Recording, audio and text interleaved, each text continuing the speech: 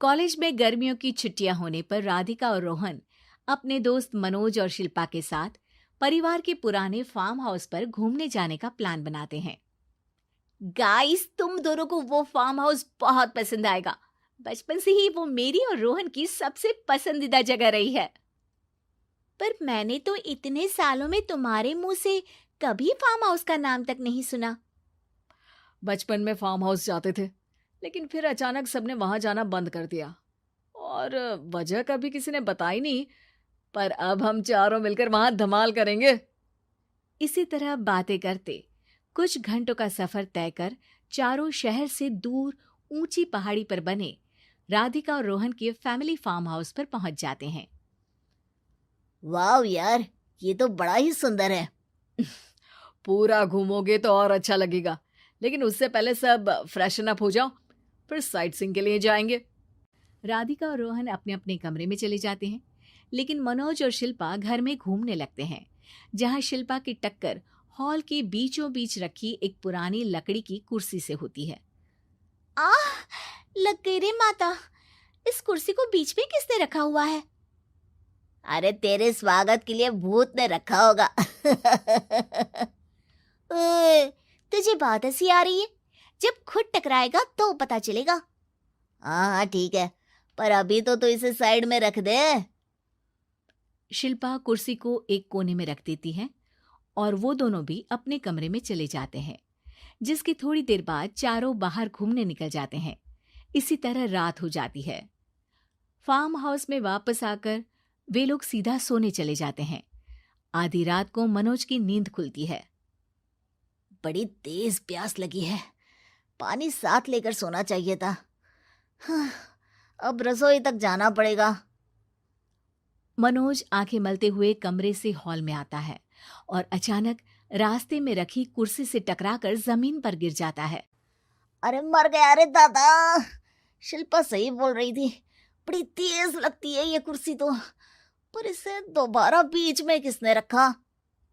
मनोज एक बार फिर उस लकड़ी की कुर्सी को कोने में रख पानी पीकर कमरे में चला जाता है। अगली सुबह जैसे ही चारों की नींद खुलती है तो उन्हें अपने बेड के पास साइड टेबल पर चाय का कप रखा मिलता है, जिसे देख वो खुशी खुशी चाय पीकर तैयार होकर कुछ देर बाद हॉल में मिलते हैं। थैंक यू यार राधिका, मुझे नहीं पता था कि तू इतनी अच्छी चाय बनाती है। वैसे मुझे उस बेड टी की बहुत जरूरत थी। ये और चाय, अरे इसे तो पानी तक उबालना नहीं आता। मतलब तूने हमारे लिए चाय बनाई क्या दोस्त?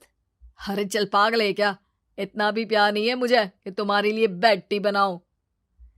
चाय पर ये चर्चा करते हुए मनोज जैसे ही पीछे मुड़ता है तो एक बार फिर लकड़ी की पुरानी कुर्सी से टकराकर उस पर गिर जाता है। हाय रब्बा, अरे चाय छोड़ो, पहले ये बताओ कि इसे बार बार बीच में कौन रखता है? कल रात ही मैंने इसे साइड किया था। तुम पहले ये बताओ कि चाय किसने बनाई थी? सबकी बातों को कुछ देर ध्यान से सुनने के बाद राधिका हैरानी से कुर्सी की तरफ देखने लगती है।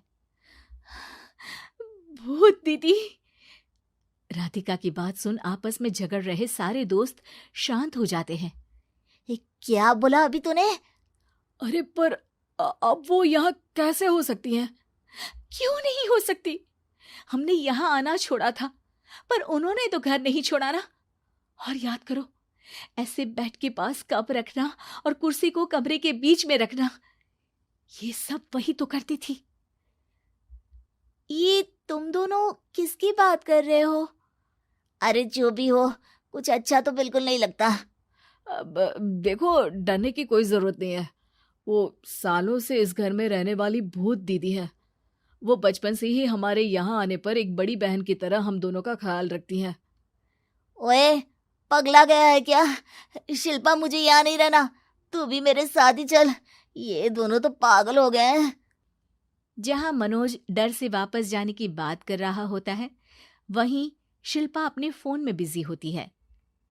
क्या तुम्हें यहाँ की सिचुएशन समझ में नहीं आ रही जो फोन में लगी हो? जिसे जो करना है करो, मैं तो जा रहा हूँ।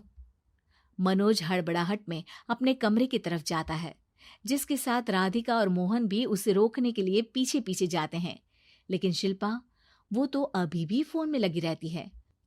कुछ देर बाद जब वो तीनों दोबारा हॉल में वापस आते हैं तो शिल्पा को सबके पैक्ड बैग्स के साथ देखकर हैरान रह जाते हैं।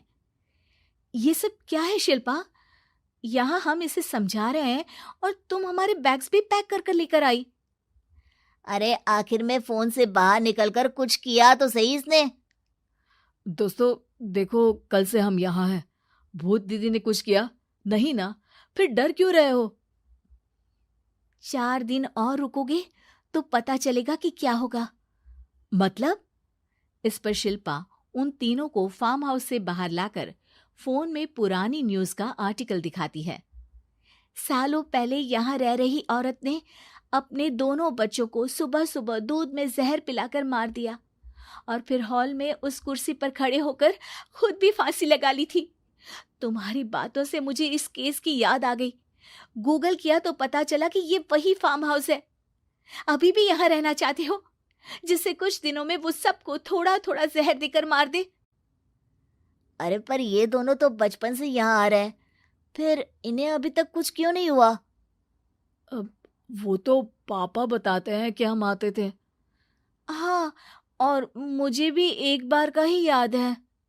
वाह, और कहानियां तो ऐसे सुना रहे थे जैसे सदियों से यहीं रहते हो। तीनों ये बात कर ही रहे होते हैं कि अचानक फार्म हाउस में से एक आवाज सुनाई देती है।